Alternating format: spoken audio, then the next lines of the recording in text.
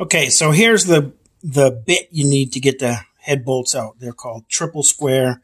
It's an M12. It's a 12 millimeter. And here's what one of the bolts looks like. It's hard to see that right there. You are going to need to use a breaker bar, and you're going to have to be careful your engine doesn't move around. They're really hard to remove. And I stripped one of them because I didn't have the bit in there correctly, and I wasn't putting good downward pressure on it, and it twisted and stripped. I ended up having to drill it out. It was a very easy drill out. It only took a minute. The head is off, and now I'm going to continue. Oh, let's look at the bottom of the head first. Okay, well, can't see much except that there's no obvious markings on any of the valves, so that's good. And again, look how clean things are. There was no head gasket leak. So we're making progress.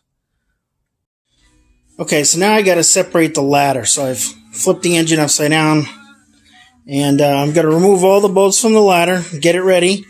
And then I'm going to loosen these two, separate it from the engine stand, and then pick it up. So what'll be left is technically that's the top part of the block.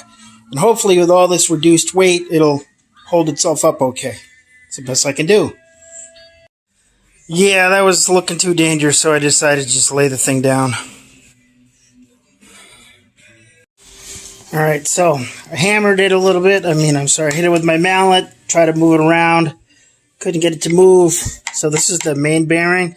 There's a little bit of a gap there. Of course, this is something that can take tremendous pressure. A little bit of a pry. And it's moving. So now I stand a chance. I'll just work my way around. Okay, so important. Front of the engine, back of the engine. When you before you take off the caps, mark them. And see these are the main bearings. See how they're numbered? So you're going to do the same thing, and there's an embedded arrow in there. You're going to do the same thing on the bearing caps. I didn't find any markings on them. So just wash them down with a little brake cleaner and then mark them. So I got to do that. Okay, so all the pistons are out, cranks out. All the bearings are bad. These are main bearings right here. Take a look at these. Totally destroyed. Every single rod bearing was bad. I'm really wondering if these are even original Hyundai, because first I didn't see any Hyundai stampings on them, and second, these things, they're so bad. And the rest of the engine looks so good. It's so clean. There's no burnt oil anywhere, yet all these bearings melt down. I just don't get this. I don't know why. Anyway, they have a stamp on them that says DS. 2009 Hyundai Sonata with a 2.4 liter engine that spun a bearing, and in the process, it deposited shrapnel everywhere inside the crankcase. Every single bearing was completely destroyed. The main journal bearings, crank bearings, every single rod bearing, everything. So the oil pump assembly, oil pump / counterbalance shaft assembly, which is not serviceable. I took it apart. After I saw a diagram of one of these, I saw that it had journals, it had shafts and journals and bearings. And my fear was that these bearings would be damaged either because of the same thing that caused the whole engine to fail. Maybe it was the oil pump not pumping correctly, or there's debris in there, but these bearings are ruined. So this pump wouldn't have lasted that much longer, and then would have failed considerably. If it already hasn't failed, I don't know. I don't have a way to test it now that it's disassembled. But anyway, unfortunately, no rebuild kits, so I'll probably buy a new one, considering how much money I'm spending rebuilding the engine. So there you go. Something to consider if you've got a blown engine on a Hyundai. So today I'm working on removing the valves from the head. so we can inspect them and so forth. And I don't have one of those valve pullers, valve spring compressors and all that stuff. I saw something from another guy's video online, and I'll show you what he did. So took a socket and a magnet and a vice grip. This is a slightly modified version. I got a huge pool of magnets on there. And just pull the tappet up using the magnet just to simplify that.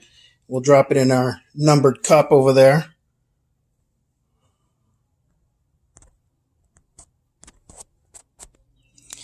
Then what we want to do is we're going to use the socket to basically push down on this retainer, and it's going to allow these little wedge pieces of metal to slip past the valve stem. And the magnet we have is going to pull them upwards. So the whole thing is done by compression and then magnetic. Now I can't, really show you this, but you're going to pull it. Let me put the camera down. You'll get that. Okay. And, I push it down and look at that. You can see the little doodads right there. Those little metal things right there. Sorry about the blurry view. There it is. So that's all you got to do. Then you push the valve out from the bottom. Lift the head, push the valve out. And then what we have is a very dirty, nasty valve that doesn't look like it's been seating correctly due to all the deposits on the face. Anyway, so that's what I'm working on. Okay, I've got all the valves out. Taking a look at the seats. You can see severe pitting, corrosion in there. So these valves haven't been seating very well for quite a while. So it definitely needs a valve job.